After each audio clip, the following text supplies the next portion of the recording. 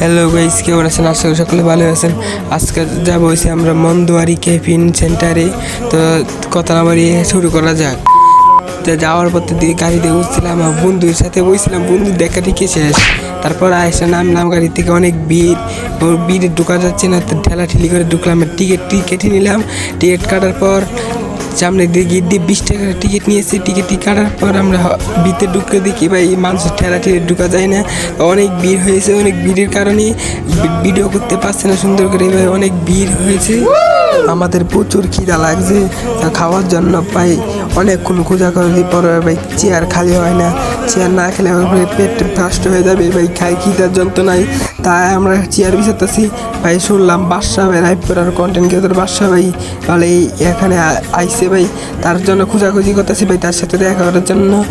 অবশ্যই তার সাথে দেখা করলাম, দেখা করে অনেক ভালো লাগলো ভাই। অনেক সুন্দর সুন্দর ভয়েস কন্টেন্ট দিয়েছে আমাদেরকে। ভাইয়ের সাথে অনেকক্ষণ ছবি তুললাম। ছবি তোলার পর ভাই বাদশা ভাই আমার ভিডিওতে দেখলে ভাই কমেন্ট করে যাবেন এবং জানাবেন কেমন লাগলো আপনার ইচ্ছে। গেলাম সবাই একসাথে বসে যাওয়ার পর সবাই মিলে খাবার অর্ডার দিতেছে ভাই। অর্ডার দেখতেছে, ওরা খাইতে পারে। তা আমার অনেক খিদা লাগছে, প্রচুর খিদা। একজনের খিদায় ভাই পেট বাস্ট হয়ে যাবে। তা তাড়াতাড়ি করে খাবারটা আসার জন্য বলছিলাম। তা বলার পর আসছে ভাই, আবার পরে খাওয়া দাওয়া শেষ করলাম। শেষ করার পর একদিন চলে যাব। তা আপনারা সকলে ভালো থাকবেন।